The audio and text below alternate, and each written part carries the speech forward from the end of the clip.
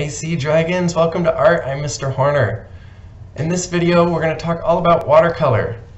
A lot of you have gotten your art kits that includes a watercolor palette like this. If you haven't gotten your art kit, I hope you'll find my email in the seesaw directions and have a parent email me so that you can get your materials. We can arrange a pickup or a drop off of those materials so you can have those to use. We're going to look at some artworks.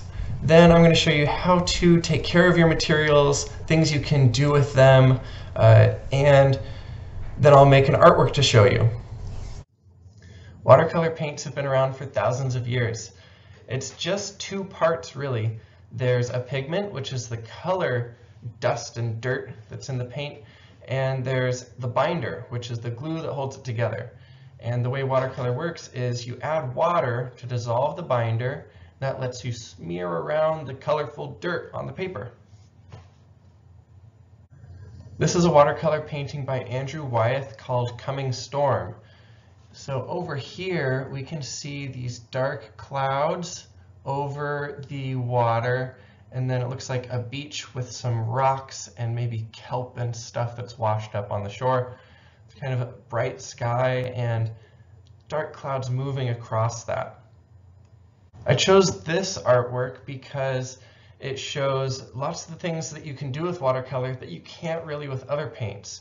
So one thing that watercolor does that other paints don't is they can bleed together like this, where there's this gray-green color and this blue-purple color. He put them down wet together and then they kind of blend themselves by flowing with the water together. I really like the title of this artwork, and I think it helps show what this painting is about. It helps the viewer understand it a little bit more. Here's another watercolor painting. This one is by Georgia O'Keeffe. I like how in this painting she showed the starry night by painting in one direction with lines going horizontal this way, and then painting in the other direction going across it, vertical, making like a grid or a checkerboard where the stars are little bits of white paper with no paint left in between. They're kind of different sizes. Looks like maybe she was painting quickly. The lines aren't very straight, but I really like that about it. I like that there's all this energy and movement to it, all the wobbly lines and different sizes of stars kind of twinkling at us. And this is an artwork by a student. I love this artwork because they filled the whole paper with colors all the way to the edges, and they used almost every color in the palette with lots of interesting shapes where we're not exactly sure what these are, but they gave it such an interesting title that helps us understand it. When you hear that this student named their artwork Earthquake Sun, I think it makes more sense with the colors, the movement of the lines like a shaking earthquake. I think it's a beautiful example of a watercolor with lots of movement, lots of colors, interesting shapes, and a great title to go along with it. Okay, here are our goals for working with watercolor today. We're going to learn how to take care of our materials. We're going to try lots of ways to paint, like that bleeding together of the paint and the splatters and different marks I'll show you. We want to fill our whole paper. This makes our artwork look more finished. It looks like we took our time with it when we think about how we're going to fill every part of the page. And then I want you to think of an interesting title for your artwork, and you're going to tell me why it's titled that. Okay, I'm going to start by showing you everything you need for painting with watercolors. You should have a splash mat on the table to protect it from stains. These are washable watercolors, but they can still stain a little bit, so we want to be careful. So my splash mat is this piece of cardboard from the construction paper pack. You might just use one of the pieces of construction paper if you're working on a smaller page, or maybe some newspaper, or you can ask an adult at home for something like a cardboard box, anything to protect the table from splashes. You'll also need to get yourself a plastic cup or a cup that you can use just for painting with. It's not good to use a cup that you're going to drink out of. Even though these watercolors are non-toxic, still don't really want to drink them. It's good to have a cup that's just for your paint so that you don't have to worry about it getting dirty, because it's going to get dirty. So this is a yogurt cup. That's what we use at school, and this works great for watercolor. I've only filled it halfway up. That's important. You don't need to fill it to the top. If you spill, that's a lot more water to clean up, and halfway up is enough water to keep your brush clean. You don't really need more than that. So I've put my water cup on my splash mat. I have a paper towel for cleaning the brush, cleaning any splatters that happen, cleaning my hands if they get dirty. It's good to have a paper towel. Okay, of course you'll need your watercolor palette. And most of you got 2 brushes.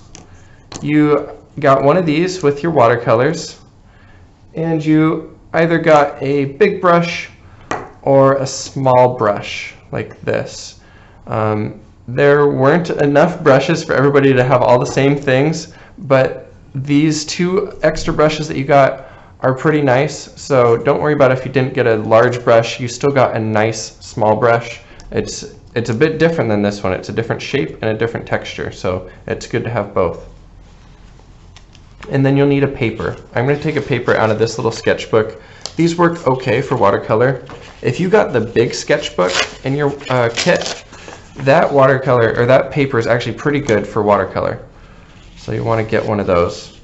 You may need to use your scissors to cut these little tabs off, or to cut a piece out of your notebook. The 2 most important rules when you're working with watercolor are to keep your palette clean and be nice to your brush. Let's start by showing you how to keep your palette clean. So the thing people don't realize when they're working with watercolors is that when it's new, it's nice bright colors like this. You can tell what each color is. But some students get the brush wet, and then they'll go and they'll dip in every single color, and it will get all messy. All the colors will turn gray, and they're not very fun to use when they're all gray. So we want to keep things clean. What I mean is, if you take a color and you go and use it on your paper, you don't want to go back and put it into another color. If I got this green and this yellow, then that's going to be green and not yellow, like that. If you make a mistake and you forget and you get the wrong color in your palette here, like you have green in your yellow, but you want it to be yellow, get your brush nice and clean, dry it off a little bit by putting some of the water back in by scraping on the edge, and then you can wipe that color out. Get your brush kind of dry, you wipe the color out, and swish it back in there. So try not to forget, try not to mix up your colors, because you might be going along and say, oh, I want some orange. Oops, my orange is purple now. That wasn't supposed to happen.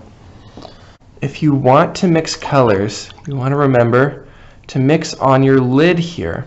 So let's mix 2 colors. If I wanted to make a unique color like teal, a blue-green teal, let me get some green and I'll put it in here. Wash my brush off before I get the blue. Dry it a little bit. Okay, let's get some blue. Get that wet. And add some blue here. Let's see what that turns into. Ooh, that looks cool. Okay, let's use that. There's a nice blue-green. And we didn't mix the green and the blue together in here. We only mixed it on the lid, so those colors stayed nice and bright. Now we can wash our brush off and go on to use some more colors. The second important rule is to be nice to your brush. I want to show you this because I'm going to do some funny things with my brush, but you do not want to jam your brush. You don't want to be pressing too hard into the paper with it. You want to brush it across or dab it, but not jam. Let's always remember to be gentle with our brush, even if we're doing some like fast movements. We're not going to do anything that hurts the brush by smashing the hairs. Now for some fun stuff that you can do with watercolors.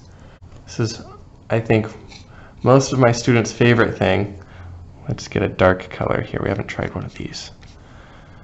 Is to splatter with it. And before you do this, make sure that you have an area where any mess is contained on a paper and you're not going too crazy that it gets on your clothes or furniture. Make sure this is okay with your parents before you do some messy stuff like this. You can lift the bristles and then fling it at the paper by letting go like this. That's going to get some paint on your hands too. That makes some really interesting marks. Splattery marks, sprinkly marks. Oh, this is my favorite. The splat. Okay, let's try some red this time. Needs to be pretty wet for this one. Okay. So again, don't go too crazy, but on this one you go splat. Just kind of hit the paper with the brush. Not too hard, doesn't have to be too hard to have the effect.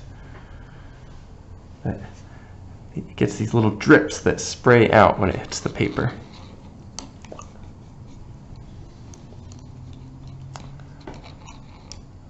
Oh, here's a fun one that I bet a lot of you don't know about.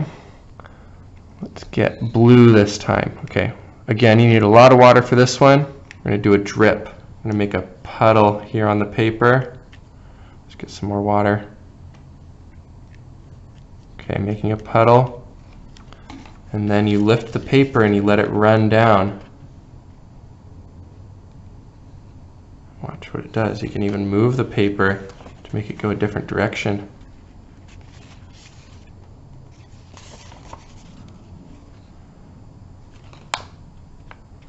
Okay, there's a drip.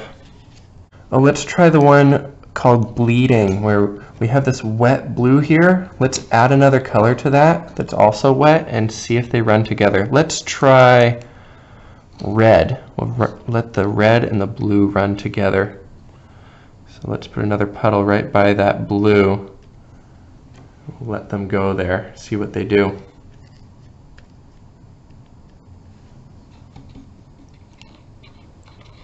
Okay, last one I'm going to show you is layering.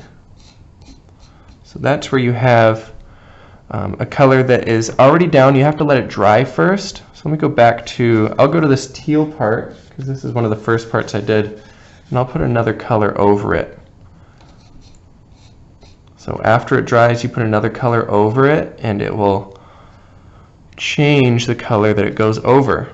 So if I put a yellow over this teal, oh, it makes a nice bright green right there where I layered over it. Okay, I'm going to do a painting, and I'll show you when I'm done.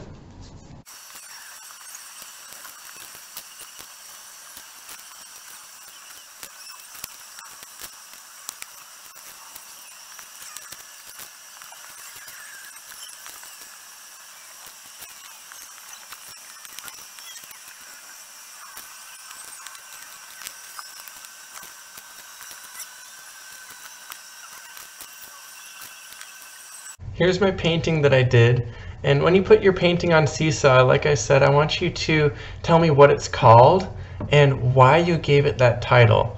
So mine I'm calling Electric House, and I gave it that title because I spent my break working on wires and lights and things on my house, doing electrical stuff for my house. So I'm calling my painting Electric House.